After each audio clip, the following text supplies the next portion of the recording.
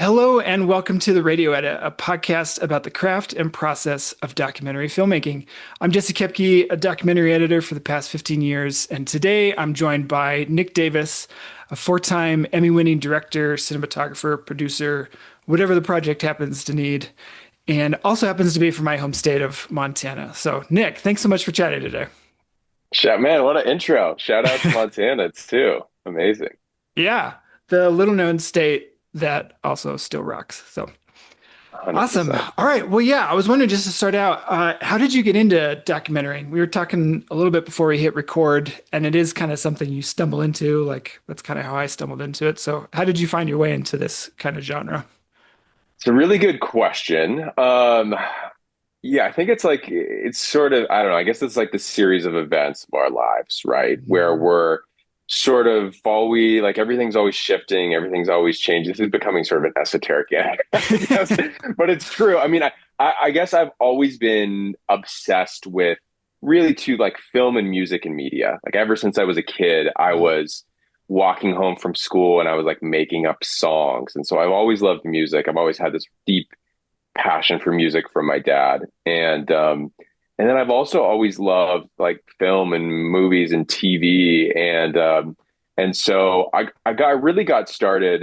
And I was going to the journalism school at the University of Montana. During that phase of my life, I started to like start to merge the two worlds a little bit, where I was Mhm. getting this a little bit of an education around using cameras and storytelling and some of the technical elements of it. And I was merging that with this love of music, where I was just reaching out to music festivals and being like, "Hey, I'd love to work with you and sort of collaborate." And so I started working with a couple Montana music festivals. One, Nice. they were the second person who or company that ever hired me was Red Ants Pants Music Festival, who Nice. we still work with, uh, you know, 10, 12 years later, whatever it is. And yeah, and I started in that world. And so I started then to figure out how to have this passion for other things and to take my passion for, you know, interesting people and adventure and Mm. travel and all. I think I'm just also a student of life. Like I love to learn about different pockets of humanity. Through this career, I've interviewed so many different types of. I've interviewed dozens of the biggest musicians in the world.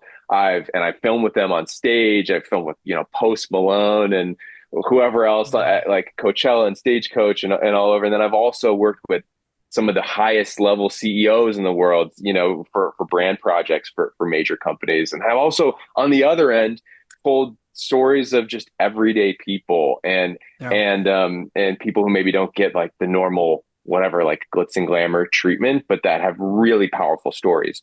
So I think that there's this like passion for storytelling too, and like Mm. just adventure and getting to know people and other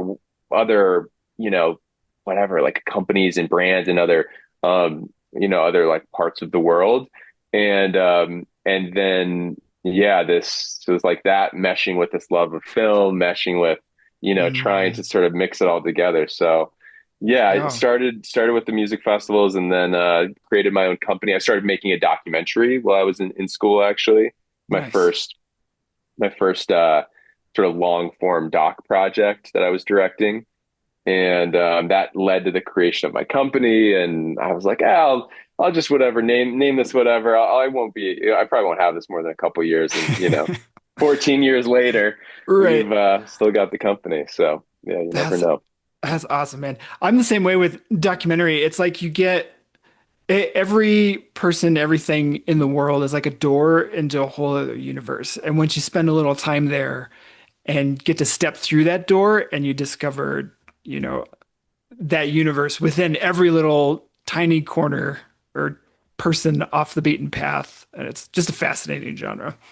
Yeah, and if we're doing our jobs right, we can make someone who knows nothing about. I'm doing Hmm. all this work with this AI company right now, and so it's like I knew nothing about, very little about the AI landscape. And I certainly not about like the technical specifics of the GB200s and the H200, like compute, the GPUs Mm. and all the stuff that's happening in the background and why all this technology is so important. Like why at a fundamental level, like AI compute and that world is so different from former technology, you know? And Yeah. so like just if we're doing our job right, we can learn about this and be like, check out how fascinating this is. You don't necessarily need to understand all the details of it, but here's the big picture of why this matters, right? Yeah. Yeah. And I was watching this film called I think it's called The Thinking Game. As sort of prep for going into this project. It's about deep mind, and I was just like, man, these guys are doing a great job of distilling a very complex Yeah. topic and world, which is AI, and like making it fascinating and bringing people in. So I think at its best, that is what it can be, right? It can be Yeah. that window into these stories that you may otherwise never want to explore, never get to explore. So yeah, it's super cool. Yeah. Yeah. That's awesome. So when you're starting a new project, say new AI film or different topic, what's your first step to working on that new film? Like, where do you start, especially as a director? Say, as an editor, I get a bunch of footage, I'm watching it all. But as a Right. director, how do you approach a new film? It's a good question. I mean, so I've directed three features so far. Each one of them was very different. I think as I'm getting older, I'm approaching things a little bit differently. Mm. My model when I was younger was just sort of jump in and let's figure it out. And I think now I'm maybe becoming a little bit more like, okay, well let's do a little bit more of a deep dive into the storytelling Yeah. of it first.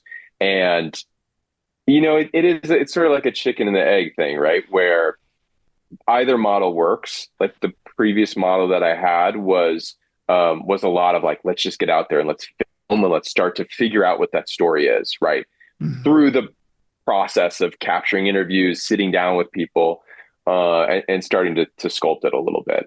And you know what I think it's partially a symptom of it's partially a symptom of, which is great, is getting like bigger budgets, bigger Mhm. crews. Like when you're dealing at that with that scale, you just need to do a little bit more pre-production work. When Yeah. it's just, Yeah. myself and a homie who's my director of photography and a homie who's our producer, and we're like, let's go out to the gorge for a couple weekends and film and we'll figure it out. You know Yeah. what I mean? Yeah. That's a different world than when you have some money attached and some, if you have some bigger financial obligations that are attached or bigger crew or whatever it is, you need to have more prep going in. Like I've started directing some stuff with slightly larger crews for my world, which is maybe like 10 to 20 people. Um, and once you start to get to those larger crew sizes, you just have to, you have to be prepped. So like, Yeah. because when you don't have a direction for where you want people to go and you're just sort of going by the seat of your pants, like it's a lot harder to do that when you've got a big crew. Like you need to have a little bit more of a plan. So now I'm moving a little bit more into like a little bit of additional pre-pro time to map everything out, Mhm. make sure things are pretty lined up. So there's good and bad to that, right? Like the negative of that is maybe you're losing a little bit of the spontaneity of just going Mhm. out and finding it. But hopefully, like I think there's a nice balance where like you can have some degree of pre-pro, have things prep, but you can also hopefully if you've done your homework, like still leave in some room to have some spontaneous little moments too. Yeah. Well, yeah, and I found that when you do the homework, you're almost even more prepared to follow the spontaneous stuff because you're like, yes, that fits Hopefully, in. ideally. Yeah, yeah, hopefully. Yeah, Hopefully. yeah, for You can sure. go with it. What does that homework kind of look like for you? Is it reading books about the topic or is it getting to know the people? Because, I mean, documentaries can really Mm, bounce back and forth between we're talking about a topic or tell me the story of your life, really human mm, level. So what does that homework look mm. like for you? Yeah, I'm not much of a natural reader. I've sort of learned. I was recently diagnosed with ADD, which suspected for many years, but having that diagnosis has been helpful in just looking at my own mind and how it brings things. I mean, sort of, I view it as sort of a superpower where I'm like, my Mm, mind is constantly connecting all these disparate things and bringing them together, which yeah. can be a little overwhelming and difficult. Sometimes when there's just so many inputs coming in and I'm sort of juggling a million things. But it can also be this creative powerhouse where it's like, Yeah. oh, well, how does this fit with that thing? And it'll bring all these things together in an interesting way. So that being said, it's always been difficult for me to read because it's Mm, hard for my brain to sit down and just focus on a book. Yeah. I was able through I directed this film on Ivan Doig. I'm sure you've heard of him, iconic Montana author for PBS. So I through that project had to, force myself every night to read a little bit, and I chipped away and I read I think like 10 or 11 of his books over the Wow. couple Yeah. years while we were making this film. So um, that's the most consistent consolidated reading I've probably ever done. Yeah. Uh, but it was cool. I mean, that was a great way of you sort of have to when you're making a film about an author, like you gotta read their work. Sure. There's not many ways around that. So um, for that project, yeah, certainly a lot of research in terms of reading.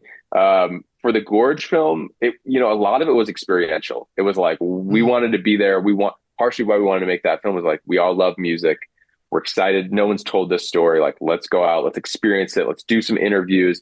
That one was, I mean, that was my first feature. So it was also a learning experience, but it was a lot of like, let's just go out and do it. Let's get a Yeah. crew, go out, film this thing, figure it out along the way. And so there wasn't much prep in that. It really was like we also did it over the course of 7 years from Mm. start to end.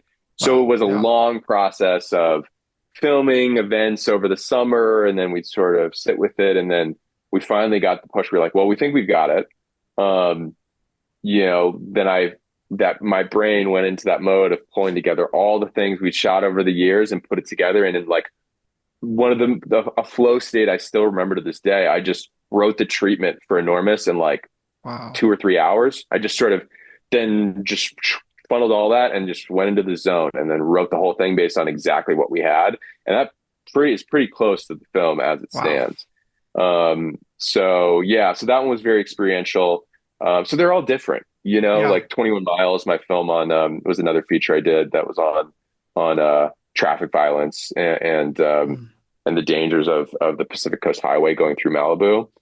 And that one was, I mean, that was a pretty unique project in that there had already been, I was like the third or fourth director to come into this project to try and tell the story. Mm. The producer had lost his daughter, and so he was really close to it, and they had been trying to figure out how to tell this for years. So there's already a bunch of stuff shot that we went through, and so that was partially like researching that footage. And so Yeah. anyway, yeah, they were all a little bit different. Yeah. Yeah. So most films, definitely in my experience, but most films end up throwing some sort of curveball your way. Like, oh, I'm the fourth director to come into this project, and what do I have to work with? Or your star interview suddenly is like, I don't want to be interviewed anymore. Or, whatever it is, they all end up having a curveball in them at some point. Is there an unexpected twist that comes to mind that stands out in the films or projects you've done? And how did you overcome that? How did you respond to it? God, so it's like which curveball? How many? Like, Yeah, yeah, like just imagine a game. It's like yeah, it's like all curveballs. yeah. There's so many. I think it's interesting where after the first two projects that I did, the first couple long form doc projects, after those I was like, I'm never making a documentary again. Like I'm not gonna ever do this again. And then I just realized I kept making more documentaries. I'm like, I guess I'm still, for whatever reason, I'm just like brought to, Yeah, compelled to do this. So yeah, I mean, to answer your question, if there's like a standout curveball, um, there's just so many. I mean, in Enormous, there was a lot, right? So Enormous is our film on the gorge, and that that one. There's we had such limited financial backing on that because it was our mm, first feature we really any of us had done. So like that presented a ton of curveballs in and of yeah, itself. We wanted to, on screen we've got Dave Matthews and Hosier and Jason Mraz and Pearl Jam and tons of artists, tons of incredible music, but like the licensing of that is always a thing. And so like right. that was incredibly difficult. Was a huge effort for that one. Um, so yeah, I don't know if that answers your question, but I think for me, it's more about like someone wants to find to me production as constant problem solving. And it Mm, really is. It's like you're taking all these creative inputs. You have this vision for how you want this thing to be.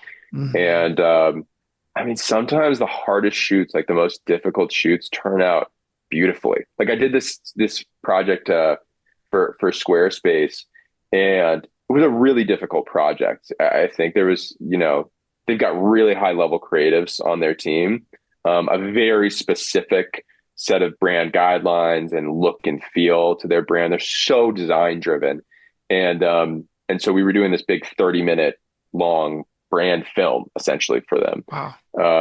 And that I'm still incredibly proud of how that turned out. Like I think it's one of the Mhm. most beautiful, like cinematic, beautifully shot things that I've ever done. And we told the story of their brand in a pretty interesting way, I think, for a moment in their life cycle where they were going public as a company. So it was a Mm, very like important moment for them. yeah. And yeah, so it was there was a lot of pressure around it and it was really intense, but it also made this really cool product. So you just it's sort of hard. Like some of those hardest projects are some of the coolest. So I don't know. I Yeah. don't know. You're a glutton for punishment, become a documentary filmmaker is, I guess, the moral of the story. Yeah, yeah, well said. You said something interesting there of like the film that you were hoping it would be, and there is a disparity of, I set out to film The Mm, Gorge and I hoped it would be this, and because of mm, all these twists or curveballs or obstacles, it turned into this. And that's mm, one of the beautiful things about documentary is it really can morph by the time you're done with it. But how do you, in your experience, wrestle with that difference of I want it to be this, but this is what it's turning into? And do you mm. fight to maintain that vision, or do you bring some sort of acceptance to God, it of this is actually what it wants to be? this is such a good question. This is why I'm like, I want to read like Marcus Aurelius and like the Stoic Yeah. philosophies. I'm like, because I am incredibly stubborn, which I think is honestly it is probably one of the reasons that I am a documentary filmmaker because Mm, you I think that quality is so important. Like there's yeah. so much adversity that you face and there's so many curveballs and like unless you're ready to fight for it and you really love it and you're really just like this is my passion. I think more what I'm trying to do now is being like not so emotionally attached to things. Mm, So mm, like okay, I'm really excited about this idea, but let's be open to different ways of doing this and let's just trying to not and maybe removing my ego a little bit like okay, let not to be like okay, well this is my idea and I'm really excited about this so we need to do this. It's mm, like okay, well, what are we all collectively, what's the story we're trying to tell? And what's going to yeah. be the most interesting, powerful way to tell this? And once maybe that ego can be removed a little bit and the attachment can be removed, then all of a sudden it becomes more fun and more playful. And Mm, it's like, okay, yeah. well, this thing I was really excited about, maybe that's not working, but that's okay. It doesn't, that was just an idea. And oh, maybe our producer, like I was just talking to a producer on a project this morning and like she had a bunch of great ideas, and she's like, I don't know if I'm overreaching here.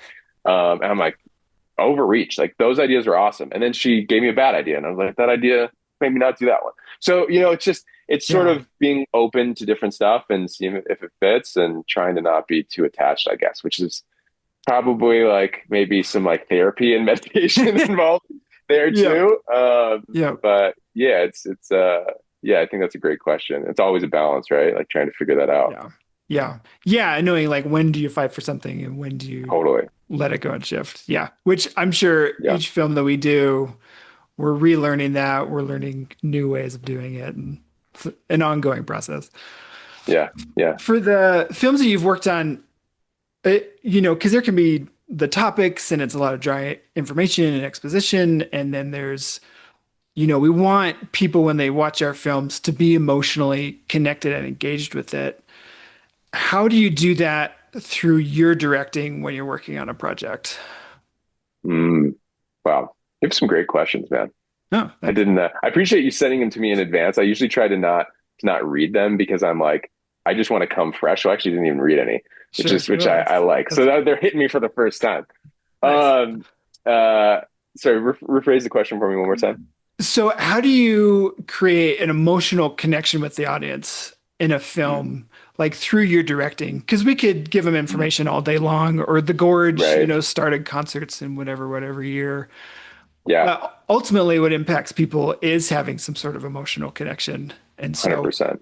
as you're directing and deciding, here's where we're going to point the camera, or everything that goes into directing a documentary, how are you working towards creating that emotional connection with an audience? The Gorge is a good example, I think, to hit on for this, because that film is about it's about it, you know what I mean? It's not about a person, it's just about this Mm, place. And so there's so many different ways that anyone could go about telling that story. It could be a very dry, boring, documentary of this is just the logistical history of how the gorge was yeah. created. And so that was one thing I was very conscious about is Mm, how do we not do that? How do we bring a human perspective to this place? Like, why is this place yeah. so important to people? And how do we show that? And so we were experimenting with lots of different stuff. Like we were sending GoPros to fans and being like, document your experience, Mm, like show, I want to see like first person, like does that work? So we had that happening. We were actively, we obviously talked to a lot of artists to get their experience. A few of these characters came out of the woodwork, and we had made this Facebook page and had made the trailer, and Darren and Pat, two of the main characters in the film, had reached out on that Facebook page, told us their stories, and we were just like, these are two really, especially, I mean, Pat's story. Both of them, I think, are really important for different ways, but you know, Pat, it's a spoiler alert, by the way, if you haven't seen the movie yet, but I'll spoil a little bit. Like Pat's sister winds up dying from cancer, mm. and her wish is to have her ashes spread at the gorge so she could be dancing on the cliffs forever. You know what I mean? Like Wow. this place means a lot to people. Like it's a Yeah. place that this person wanted to be like have that spiritual, they had that spiritual connection to it. They wanted to be connected to it forever. So like that's important. So to me is like, how do we bring in these very emotional human stories into an otherwise like non-human place, right? Just this like could be anywhere. Like, why does this piece of ground matter to these people, and what's happened here to make it matter? Mm, And so that I think that is a really good example of like that of experimenting in different ways of trying to bring in emotion and bring in story into it. And because on the flip side, some people are like, why didn't you include like more music? Like we want to see like more like shows. I'm like, well, it's not really. I mean, it's obviously a music documentary, but we're telling a story about this, like about the history of this place and about what it means to people. And so yeah. music is obviously a core part of that, and we have a lot of music in there. But we don't have a lot of like shows, and like we're not Sure. showing like 20 minutes of Dave Matthews playing on stage. There's like pockets of that because it means a little bit different. It's like it has a different meaning to a lot of people who go there for different reasons. So anyway, so that would be an example for the Gorge, and I could go on at Yeah. length, I'm sure, about the other films too. But Oh yeah. yeah, that's a Yeah. good I'm reference. sure. Did that clarity on what that film was reaching for of why does this place mean so much to people? Did you have that clarity going into the film, or is that something that developed after you met Pat and you're like, whoa, his sister really wants to spread her ashes. Why does this mean so much to people? Like where did Hmm. that clarity for those questions come from? I think immediately going in, I was like, we need to figure out how to humanize this place and how Mm, to bring in emotion into the story. yeah. So I knew immediately that we had to do it. I didn't know how. And so I felt like it was going to be through characters, through character development, through people, through their stories. So it was mostly just searching for the right people and honestly letting them come to us, which Yeah. is eventually what happened with some of the biggest characters in the film. So yeah, I think to answer your question, like immediately knew it was important, but did not know how to do it. Yeah. Yeah, which I'm sure each film is trying out different options and what if we gave Totally. GoPros? What if we did this? So Yeah, that's the Ivan Doig film too. I mean, briefly, it was a similar thing where we were like, how do we make sure? Because he's an incredible author, and he's one of those authors that is in the Pacific Northwest and in the West in general is a pretty well known name. And he'll have pockets of people like when I travel, I'll talk to people about the film sometimes, and I'm amazed when there's someone in like Florida who loves Ivan Doig and is like obsessed with Ivan Doig, and I think it's really cool. But he's somewhat of a, as of now, still somewhat like a more of a regional name. And so I was like, how do we showcase what this man did and the power of what like the stories he wrote and why his work is important? Like, how do we make that relevant to anyone, right? Not just people in the Yeah. West or not just people in the Pacific Northwest. And so that was a big, we were again exploring like different stories of Sarah Calhoun, who moved out to Montana because she read his books and founded this company, Red Ants Pants, out here, and then started this festival, Red Ants Pants Music Festival. So these characters who were really impacted by his work and literally changed their lives because Wow. of his work. So we were initially like weaving some of those stories more in throughout the whole film, and then we landed on essentially moving those to the end into more of the conclusion, and then utilizing the rest of the film to sort of like tell his story from a little bit more of a straightforward and a little more of a straightforward way to make sure we're sort of honoring him Yeah. and his story too for all the true fans. So yeah, that would be another example Yeah. too. Yeah. That's great. I noticed on your IMDb, you've directed the feature-length documentaries and then also several short documentaries. Do you have any thoughts on what are the pros and cons of short docs versus long-form docs? And when do you decide what a project needs? Maybe that comes from the client or whoever is commissioning the film. Mm, But yeah, how do you choose? Should this be a 10-minute film or should this be a 90-minute film? yeah, I mean, I think at least with the features, a lot of it for me is let's let the story dictate how long Mm, this film is. We feel like yeah. we've got at least a feature here, like with Enormous, with the Ivan Doig project. We're like, we think we have at least, at a minimum, a broadcast hour. Maybe it's going to be more. And so with both of those films, we explored longer cuts of them, and we wound up cutting them down a bit because we didn't want to stretch it out for the sake of stretching it out. We wanted it to Sure. be like we wanted to let the story dictate the length, basically. And so we did that with those. With the shorter projects, there's often like usually the shorts I'm doing are commissioned. So there's Mm, usually a sort of a rough length, whether it's 5 to 10 minutes or five to yeah. 15 or whatever. And so there's still an element of letting the story dictate the length, but we know we're going to be within a certain frame. So we'll be like, okay, well, we want to have X amount of interviews, we want to have X amount of characters, knowing that we can't like you can't I don't want to say can't, but it's difficult to bring in like 10 characters in a 5 minute piece and like make Yeah. people care about them, so you're probably only going to be dealing with, maybe 2 to 3 subjects and Mm, bringing in their stories and making, so there's different ways to do that. Like, who knows, maybe someone can invent a way to bring in a lot of characters in an interesting way. But, typically when you look at the parameters, you're like, okay, well, how do I make this into something that's compelling, that can mm. bring people in, can can tell this person's story, but then also not try and saturate it with too many other characters or too much other information, Right. Well, yeah, and I think it's like you said, how do you make people care about these many people if you can only spend 20 seconds per interview, Right, if you have right. too many? Because yeah, ultimately Yeah. it comes back to that emotional connection. And Yeah, I haven't figured that out. Someone yeah, else can figure it out. Let me know. there we go. Next interview on the podcast.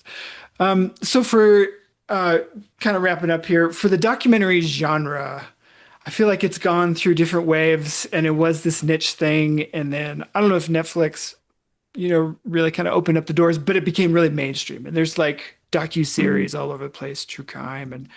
And now we're kind of in a stage where, maybe some of those places that were buying a lot of nonfiction stuff, maybe their budgets are going down, or, there's a mm, sense where the filmmaking industry is in this, I don't know about flux, but flux and totally. trying to figure out where are we Yeah. going next. So where Yeah. do you see the documentary genre maybe currently and like heading into the Mm. future? Where would you wish it could go? They're great questions. See, shout out University of Montana. There Come we go. on, bring in the heat. Um, yeah, it's a great question. I'm not sure I have a great answer for that. And part of that is, Mm, I mean, studio execs are probably driving some of that stuff. And so it could also be even a question of where would you like to see the documentary genre going, or what excites you about Mm, it I'll currently? tell you, yeah, I think I can answer it from my perspective. And so my perspective has always been one of really just coming at it from more of an independent, Mm, producer, director perspective. So, I'll get hired, like either my company 408 Productions will like develop our own documentary project. Um, but often that's with, in conjunction with some partners. So, for example, like the enormous film, we did it in conjunction with a producer and then eventually our editor and their production company for all the post. And then with I've Doig Film with PBS, and then 21 Miles with this producer. So that to say, with not with enormous got pretty solid distribution, went to theaters, it went with Greenwich, and it's on Amazon Prime now. um and so there was like decent distribution with some of these, but we're not necessarily in this like studio world, right? In like the mm, Hollywood studio model. We're not that, like, I can't speak too much to that world because it is a little bit distinct from where we are. We're definitely in more of the like the nitty gritty, more like independent space. yeah, um and so, and trying to, you know what I mean, trying to make that as big as possible, trying to work with the PBSs and work with these other producers to like make as compelling, powerful work to like break the ceiling a little bit of that, to like get into those yeah, worlds. Um, but we're not like being commissioned by Netflix to create a true crime film. You know what I mean? Like sure, that's not, sure. we're sort of like not in that space. So I can't speak too much to that. I mean, I think what I see happening is there's a lot of new, for me, like there's a lot of tools popping up. Like, so AI is Mm, is creating all of these like these amazing new tools, which there's a lot of pros and cons to it, right? Like, man, yeah, just watching stuff online, I'm already just being like, wow, like it's already becoming really difficult to tell what's real and what's AI. yeah, And yeah, so like, but there are also these incredible tools for being able to tell stories and create. And like watching some of our people at like Bottle Rock and Coachella and some of these music festivals, like what they're doing with AI integration, like into the wow, live footage. It's so cool. And so I guess there's the landscape is, I mean, we're in the point in, I guess, the world that things are just changing really fast. yeah, Technology is changing really fast. Culture is changing really fast.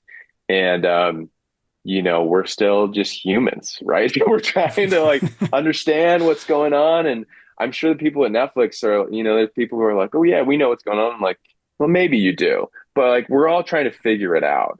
And so, yeah, I was having trouble answering that because I'm like, I don't really know, and I'm yeah, curious to see. I'm just mm, trying to make cool stuff and figure out how to bring interesting people together, like make cool things.